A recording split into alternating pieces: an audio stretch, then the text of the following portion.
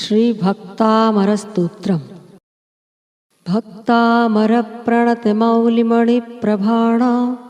मुद्योतकं दलितपापतमोवितानं सम्यक् प्रणम्य जिनपादयुगं युगादा वालम्बनं भवजले पततां जनानां यः संस्तुतः सकलवाङ्मयतत्त्वबोधा दुद्भूतबुद्धिपटुभिः सुरलोकनाथैः स्तोत्रैर्जगत्त्रितयचित्तहरैरुदारैः स्तोष्ये किलाहमपि तं प्रथमं जिनेन्द्रं बुद्ध्या विनापि विबुधार्चितपादपीठस्तोतुं समुद्यतमतिर्विगतत्रपोऽहं बालं विहाय जलसंस्थितमिन्दुबिम्ब मन्यः क इच्छति जनः सहसा ग्रहीतुं वक्तुं गुणान् गुणसमुद्रशशाङ्ककान्तान् कस्ते क्षमः सुरगुरुप्रतिमोऽपि बुद्ध्या कल्पान्तकालपवनोद्धतनक्रचक्रं को वा तरीतुमलमम्बुनिधिं भुजाभ्यां सोऽहं तथापि तव भक्तिवशान्मुनीश कर्तुं स्तवं विगतशक्तिरपि प्रवृत्तः प्रीत्यात्मवीर्यमविचार्य मृगीमृगेन्द्रं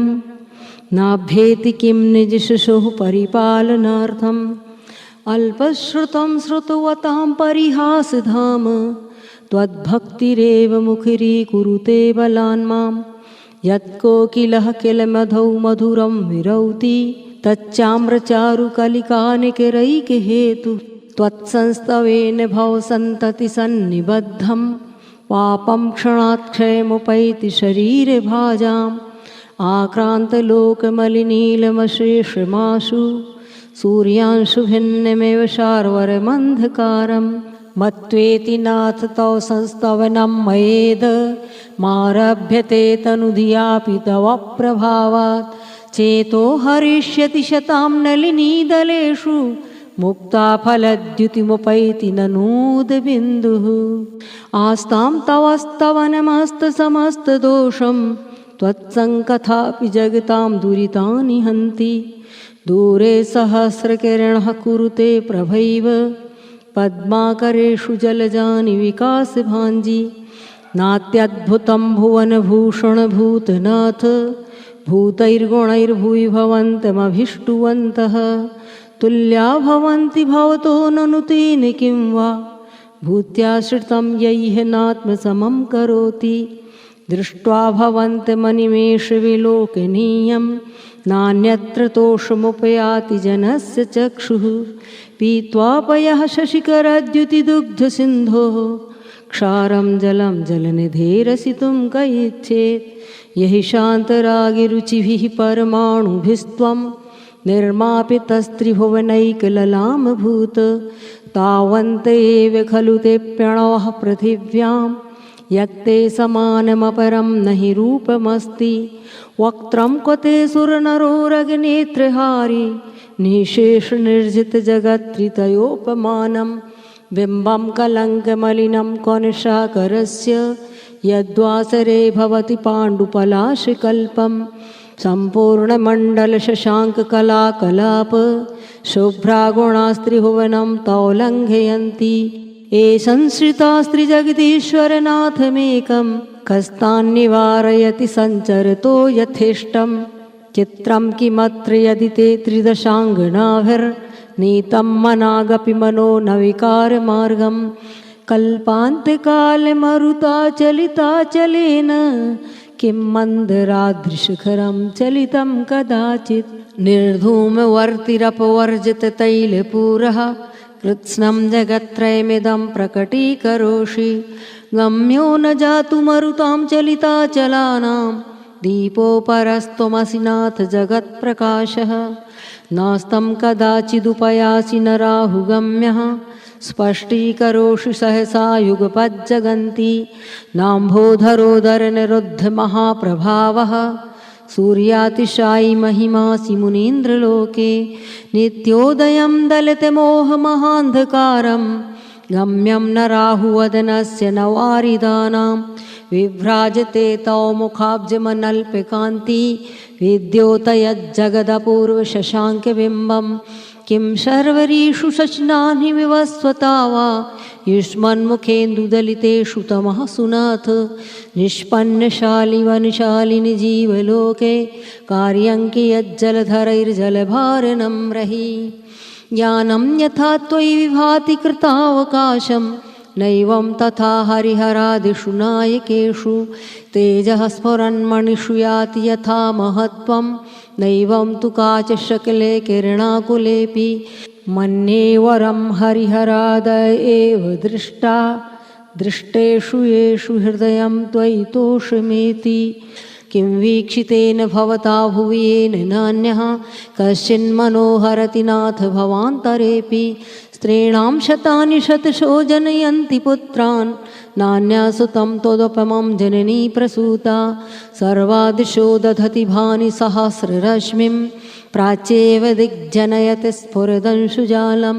त्वामामनन्ति मुनयः परमं पुमांस मादित्यवर्णममलं तमसः पुरस्तात् त्वामेव सम्यगुपलभ्य जयन्ति मृत्युं नान्यः शिवः शिवपदस्य मुनीन्द्रपन्थाः त्वामव्ययं विहुमचिन्त्यमसङ्ख्यमाद्यं ब्रह्माणमीश्वरमनन्तमनङ्गकेतुं योगीश्वरं विदितयोगमनेकमेकं ज्ञानस्वरूपममलं प्रवदन्ति सन्तः बुद्धस्त्वमेव विबुधार्चितबुद्धिबोधात् त्वं शङ्करोऽसि भुवनत्रयशङ्करत्वात् धातासि धीरशिवमार्गविधेर्विधानात् व्यक्तं त्वमेव भगवन् पुरुषोत्तमोऽसि तुभ्यं नमस्त्रिभुवनार्तिहराय नाथ तुभ्यं नमः क्षितितलामलभूषणाय तुभ्यं नमस्त्रिजगतः परमेश्वराय तुभ्यं नमो जिन्भवोदधिशोषणाय को विस्मयोऽत्रि नाम गुणैरशेषैस्त्वं संसृतो निरवकाशतया मुनीश दोषैरुपात्तविधाश्रयजातगर्वैः स्वप्नान्तरेऽपि न कदाचिदपीक्षितोऽसि उच्चैरशोकतरुसंसृतमुन्मयूख मा भाति रूपममलं भवतो नितान्तं स्पष्टोल्लसत्किरणमस्ततमोवितानं बिम्बं रवेर्विपयोधर पार्श्ववर्ती सिंहासने मणिमयूखशिखा विचित्रे विभ्राजते तव वपुः कनकावदातं बिम्बं वियद्विलसदंशुलतावितानं तुङ्गोदयादृशिरसीव सहस्ररश्मेः कुन्दावदातचलचामरचारुशोभं विभ्राजते तव वपुः कलधौतकान्तम् उद्यच्छशाङ्कशुचिनिर्झरवारिधार मुच्चैस्तटं स्वर्गेरेरिविशातकौम्भं छत्रत्रियं तव विभाति शशाङ्ककान्त मुच्चैः स्थितं स्थगितभानुकरप्रतापं मुक्ताफलप्रकरजालविवृद्धशोभं प्रख्यापयत्रिजगतः परमेश्वरत्वं गम्भीरताररौपूरितदिग्विभागस्त्रैलोक्यलोकशुभसङ्गमभूतिदक्षः सद्धर्मराजजयघोषणघोषकः सन् खेदुन्दुभिर्ध्वनति ते यशसः प्रवादी मन्दारसुन्दरनमेरुसुपारिजात सन्तानकादिकुसुमोत्करवृष्टिरुद्घा गन्धोदिबिन्दुशुभमन्दमरुत्प्रपाता दिव्यादिवः पतति ते वचसां ततिर्वा शुम्भत्प्रभावलय भूरि विभाविभोस्ते लोकत्रये द्युतिमतां द्युतिमाक्षिपन्ति प्रोद्यद्दिवाकरनिरन्तरभूरि सङ्ख्या दीप्त्या जयत्यपि नशामपि सोमसौम्यां स्वर्गापवर्गगममार्गविमार्गणेष्टः सद्धर्मतत्त्वकथनैक्यपटुस्त्रिलोक्याः दिव्यध्वनिर्भवति ते विशदार्थ सर्व भाषा स्वभावपरिणामगुणैः प्रयोज्यः उन्निद्रहेमनवपङ्कजपुञ्जकान्ति पर्युल्लसन्नखमयूखशिखाभिरामौ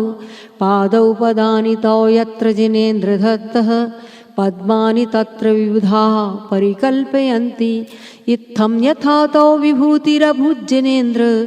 धर्मोपदेशनविधौ न तथा परस्य यादृक्प्रभादिनकृतः प्रहतान्धकारा तादृक्कुतो ग्रहगणस्य विकासिनोऽपि स्योतन्मदाविलविलोलकपोलमूल मत्तभ्रमद्भ्रमरनादविवृद्धकोपम् ऐरावताभिमिभमुद्धतमापतन्तं दृष्ट्वा भयं भवति नो भवदाश्रितानां भिन्नेभिकुम्भगलदुज्ज्वलशोणिताक्त मुक्ताफलप्रकरभूषितभूमिभागः बद्धक्रमः क्रमगतं हरिणाधिपोऽपि नाक्रामतिक्रमयुगाचलसंश्रितं ते कल्पान्तकालपवनोद्धतवह्निकल्पं दावानलं ज्वलितमुज्ज्वलमुत्स्फुलिङ्गं विश्वं जिघस्सुमेव सम्मुखमापतन्तं त्वन्नामकीर्तनजलं शमयत्यशेषं रक्ते क्षणं समदकोकिलकण्ठनीलं क्रोधोद्धतं फणनमुत्फणमापतन्तम् आक्रामतिक्रमयुगेण निरस्तशङ्कस्त्वन्नामनागदमनी हृदयस्य पुंसः वल्गत्तुरङ्गगजगर्जित भीमनाद माजौबलं बलवतामपि भूपतीनाम् उद्यद्दिवाकरमयूखशिखापविद्धं त्वत्कीर्तनात्तमयिवाशुभिधामुपैति कुन्ताग्रभिन्नगजशोणितवारिवाह वेगावतारतरणातुरयोध भीमे युद्धे जयं विजितदुर्जयजेयपक्षास्त्वत्पादपङ्कजवनाश्रयिणो लभन्ते अम्भोनिधौक्षुभितभीषणनक्रचक्र पाठीनपीठभयदोल्बणवाडवाग्नौ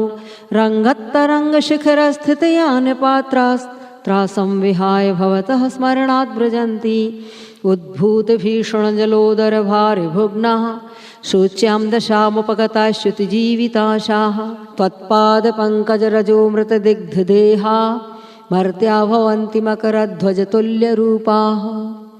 आपादकण्ठमुरुशृङ्खलवेष्टिताङ्गा गाढं बृहन्निगडकोटिनिघृष्टजङ्घाः त्वन्नाममन्त्रमनिशं मनुजः स्मरन्तः सद्यः स्वयं विगतबन्धभया भवन्ति मत्तद्विपेन्द्रमृगराजदवानलाहि सङ्ग्रामवारिधिमहोदरबन्धनोत्थं तस्याश्रुनाशमुपयाति भयं भियेव यस्तावकंस्तौमिमं मतिमानधीते स्तोत्रस्रजं तौ जिनेन्द्रगुणैर्निबद्धां भक्त्या मया विविधवर्णविचित्रपुष्पां धत्ते जनो यैः कण्ठगतामजस्रं तं मानतुङ्गमवशा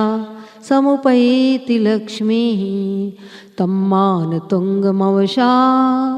समुपैति लक्ष्मीः।